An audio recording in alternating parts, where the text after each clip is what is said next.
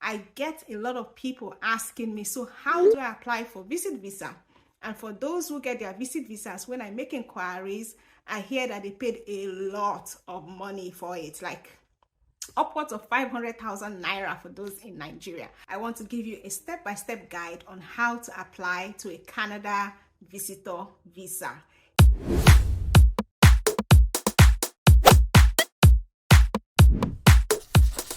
Hi, this is your girl Seyi. Welcome, welcome, welcome. So today we want to talk about something very important. I want to give you a step-by-step guide on how to apply to a Canada visitor visa. If this is your first time stopping here, this is a place where we talk about relocating to Canada, a legal way, how to live in Canada, and Canada lifestyle, and my experience in Canada as well. All in a bid to help you come to Canada and help you make a great life in Canada. If you haven't subscribed, think about doing that now. Okay, I'm going to pause for a second for you to subscribe. So just click that subscribe button, okay?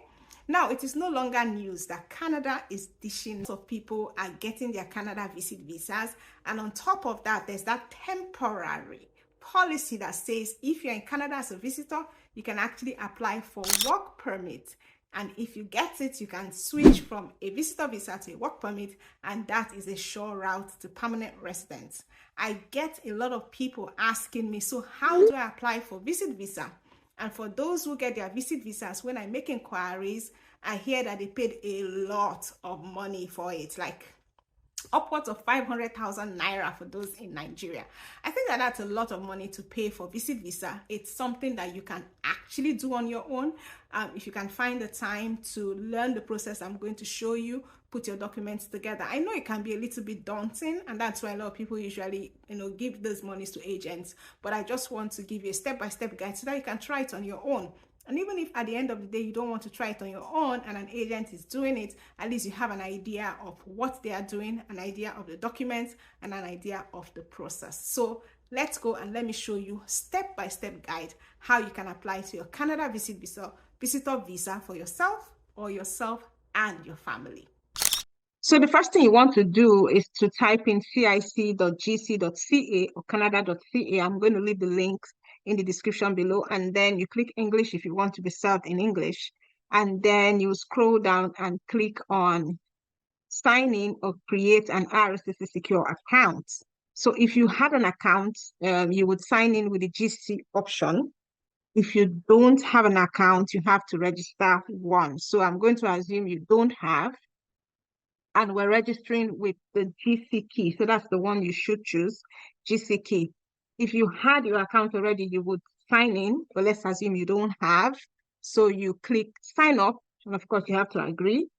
And then you choose a username. So your username can be anything, and we're going to choose something like Jane Doe 467. So you are going to choose just a username that is going to be unique to you.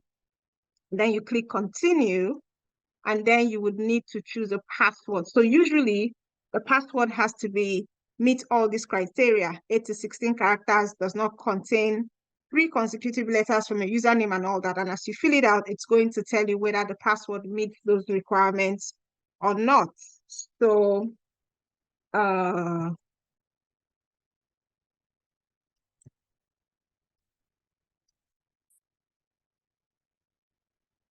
because it says that it's strong, and I have to put in the password again here.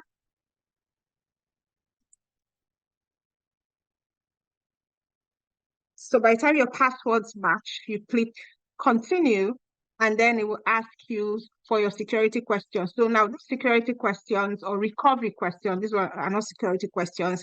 They are hints to help you if you forget your password. So just choose anything here, your first name, and whatever. I'm going to fill it out and come back. So having filled out all the recovery questions, which of course you must save somewhere so that you can remember, you click continue, and this is where you're going to have to put in your email address and confirm your email address, okay? So put in your email address. And that's where the login details or confirmation will be sent to, and you click on continue. So if you use an email address that has already been used before, it will not work because someone has already used it. So to continue, select continue to verify your email address. So it will send a code to your email address that you now need to go and get in order to continue. So having gotten that code, which will expire in 12 hours, by the way, you click continue. If you didn't get the code, then you would need to resend it. And then it's continue until you get here. So this is a two-factor authentication, which IRCC just started recently. You can set it up with your mobile device or your desktop app. I'm just going to set it up with the email, right? So that means that anytime you want to log in, and a code will be sent to your email address that you would need to confirm that, it's you that's trying to log in, right? So we're going to click there and we're going to go and get that code right away. So having gotten the code, you click continue. And then this is so important. So this is like your recovery code. So what this means is that if you forget your password or something, you can actually use this recovery code. So make sure you've copied it and put it somewhere, okay? And then you say, yes, I have securely copied, or you printed the page, or you write it out, whatever, so that you can have it. So we're moving forward. That is all done. And it takes us back to this page. You click I accept. If you do not accept, that means you don't want to go on. So this is where you start creating your account, yeah, with your name and all of that. So we are just going to say my name is Jane. Jane, come on, it's Jane Doe. Email address is in the one we've been using before. So you're going to use your own email address. So I hope you know that you're not using mine. The language is English or French if you speak French. Now you also have to put in security questions. The first time we talked about memorable questions or memorable answers. These are security questions. So the reason why you have 4 is so that if they ask you one, you can't answer, they might, ask you another one. If you can't answer any of the security questions, they will lock your account and you will not be able to recover it. So you have to be writing these things down, guys. You have to be writing it down. So I'm going to fill it out and then we'll go ahead. So I've filled out the questions and the answers and I've saved it somewhere, which you should do as well. Then you click continue and you can see that Jane Doe's account has been created and your own account would have been created at this point. But there's no application ongoing here because we haven't started any application. So this is the point where you now apply to come to Canada for your visit visa. So start an application and you're clicking apply to come to Canada. And it's asking you for your personal reference code, but you don't have a personal reference code. So you're just going to determine your eligibility and apply online. So this is for those who want to apply for visitor's visa, study or work permit, and you click that because that's the one you want to be clicking. What would you like to do in Canada? You want to visit. How long are you planning to stay in Canada? Temporarily, less than 6 months. Please, that's what you're choosing temporarily. Select the code that fits your passport. So whatever country you are from, Namibia, Nigeria, choose, whatever passport you have. What is your current country of residence? If you're currently in Canada, say you're in Canada. So I'm going to just say Nigeria. Just put whatever country you are in, Ghana, Cameroon, whatever. Do you have a family member who is a Canadian citizen or permanent resident? I'll say no. What is your date of birth? I'll just say am I supposed to be going up and down? Let's say 1980, it's January 01. I'm a New Year baby. Next. Find out if you're eligible. Have you lived in Canada as a permanent? No. If you have, say yes. So most of us here will be no. Are you a lawful resident of the United States? No. What's your marital status? I'm just going to say single just to keep it simple. Never married, single. Of course, you're married, you put married. Or let's just go with married because a lot of us will be married. What is your province or territory of of destination. So where are you landing? If you're going to be visiting more than one province, choose the one you will stay most of the time. So I'm just going to choose Ontario because that's my province. I think it's the province I like the most as well. So it says you are eligible to apply for a visitor visa. A visitor visa costs 100 Canadian dollars, blah, blah, blah. And you say continue. So you are eligible. If you were not eligible, then it will say you were not. So as long as you get this, you say continue. It's going to create your personal checklist. You say continue. What is the main purpose of your visit? So if you choose this drop down, if you don't understand the question, you can always click this question mark. It will tell you something. What is the main purpose of your visit? Yeah. So what is the main purpose of your visit? So it says to visit family or friends, to conduct business tourism, to attend an interview, or pass as part of a provincial nominee program. Whatever it is, if it's what you're looking for is not here, then you would choose other and put what you're looking for. But we're going to visit family and friends, yeah? So we would say that if you're coming for tourism, you would say, oh, I'm just coming to visit. Maybe I should just use that because a lot of people don't know anyone. Do you have a job in the country where you currently live? Oh, yes, I do. Do you own a business in the country where you currently live? I don't. If you do, say yes. Do you depend on someone for financial support? No. If your answer is yes, say yes. Yeah. Have you traveled to other countries in the past? Let's say yes. Yeah. And we say next. Are you accompanying a family member or so? No, we're not. Next. Have you ever committed or been arrested or charged for any criminal, whatever? I'm going to say no because I haven't, but if you have, please say yes.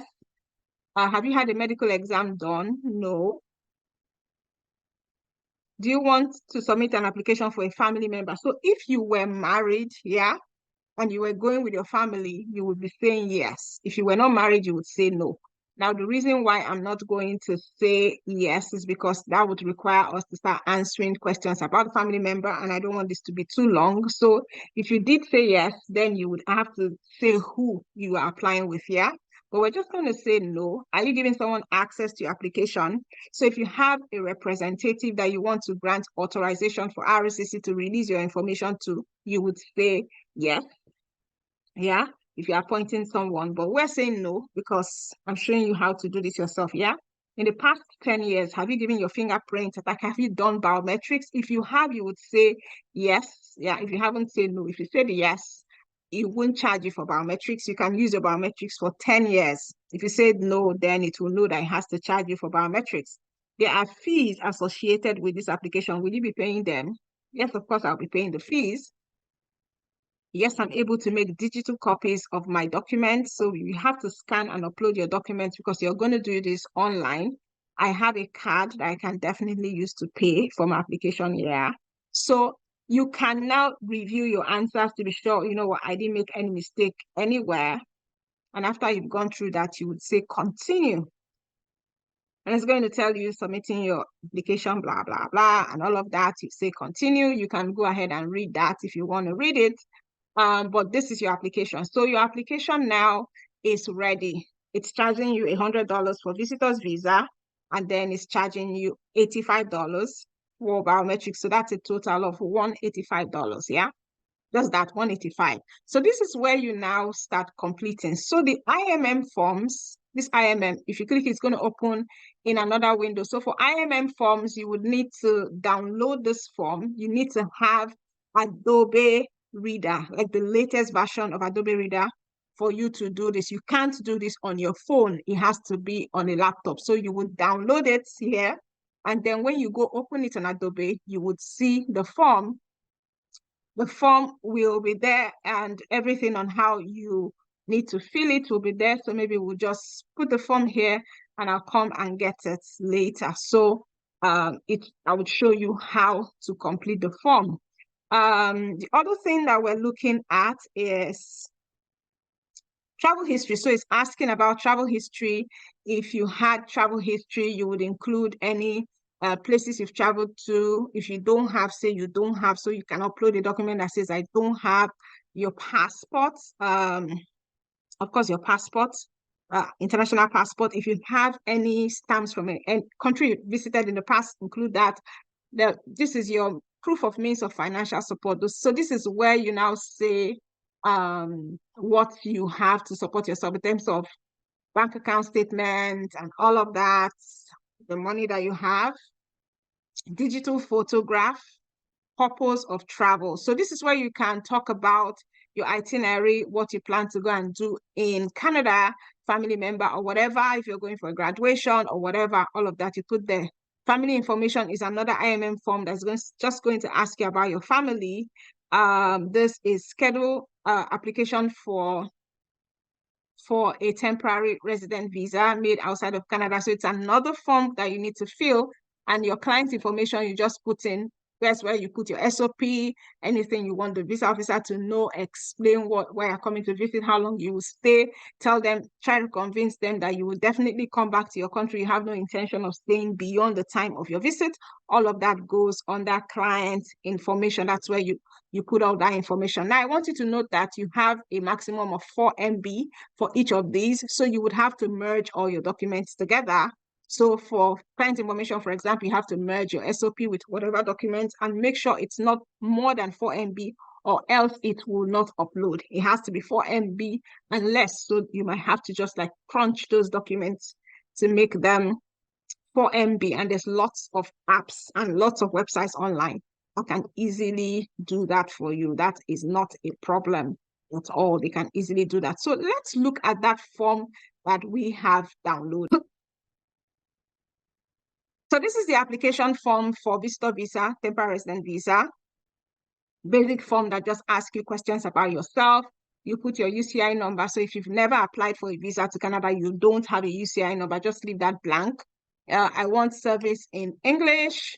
Visa requested. So what are you applying for? A visitor visa. So if it was just a transit visa, you were just passing through, then transit, but you're applying for a visit visa.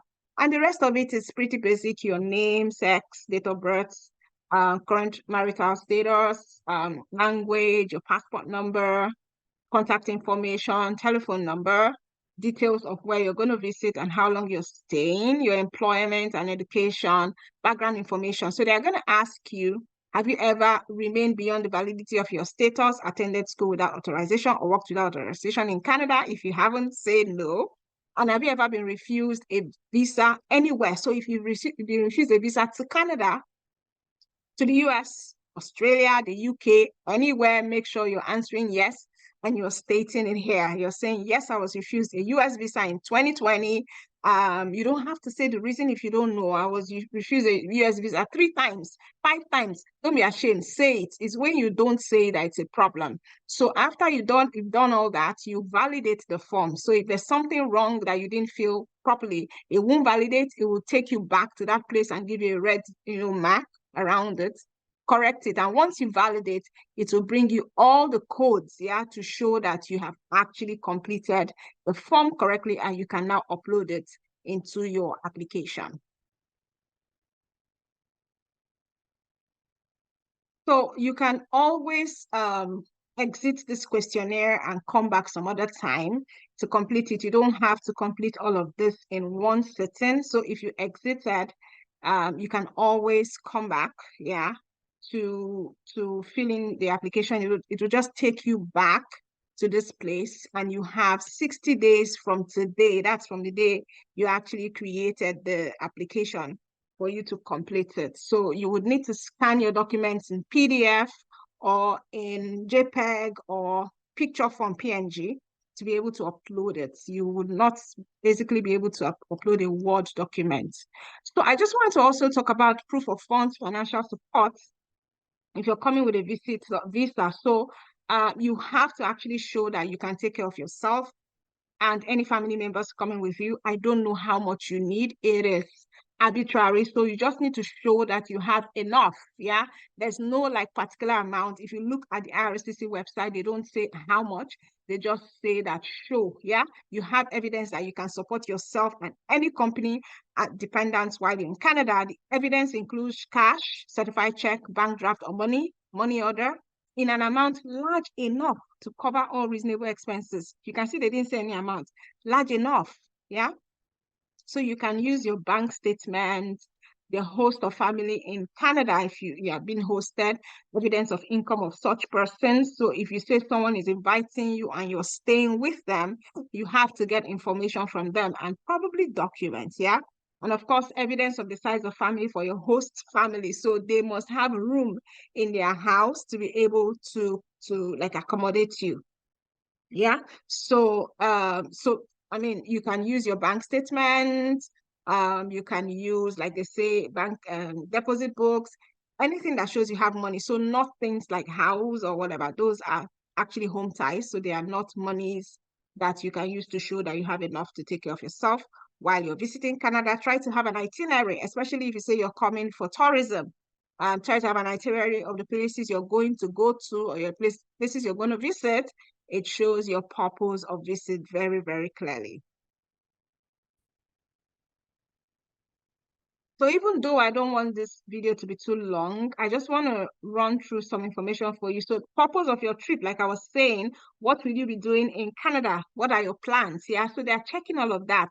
How long will you be staying in Canada? So what is the duration of your visit? Yeah, considering the situation in your home country, is the time requested reasonable? These are things they are asking themselves as they are reviewing your application. What ties do you have with Canada? Who invited you to Canada? Is there a proof of invitation? Are your ties in Canada stronger than your ties back home? Ties do you have in your home country? Are you employed? What is your salary? What's your position? Yeah. Did you get a leave to be able to travel to Canada? What family do you have? Do you have property? What's the value of the property? What financial obligations do you have back home?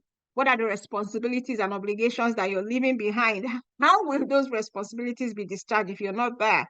And then if you travel consistent with local customs or practices, meaning, oh, has this person traveled before? Yeah. That's why travel history sometimes is important, though it's not compulsory. So they are looking at how will you support yourself?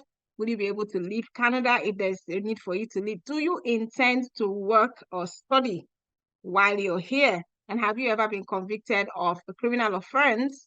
Do you have a serious though they're not checking for medical in a visit that is less than 6 months, but these are some of the important things that you should be considering as you are making your visitor visa. Even though visitor visa now are being handed out like Christmas gifts by Canada, you still need to be sure that you're meeting the eligibility requirements because visit visas are being refused. Okay, so don't just think that because Canada is giving visit visa that I am good to go. So I hope that you've been able to see how you can actually apply for yourself. And trust me, you can apply for yourself. You don't have to actually give this to somebody else. You can do it. Just follow this guide that I put here. Okay. Hi guys. So you can see that the process of applying for a Canada visitor visa is not as daunting as you thought, right? This is something that you can actually do. So I encourage you to do it yourself. I also encourage you to give this video a thumbs up if you got some value. I encourage you to subscribe, and not just to subscribe, but to also click that bell so that you can know anytime I post new videos. If you got any value or you know any experience of anyone who has applied for a visit visa, leave a comment. If you have a question, leave a comment. I answer all your questions and I look forward to hearing from you as well. So guys, I wish you luck with your visit visa and I'll talk to you in the next one.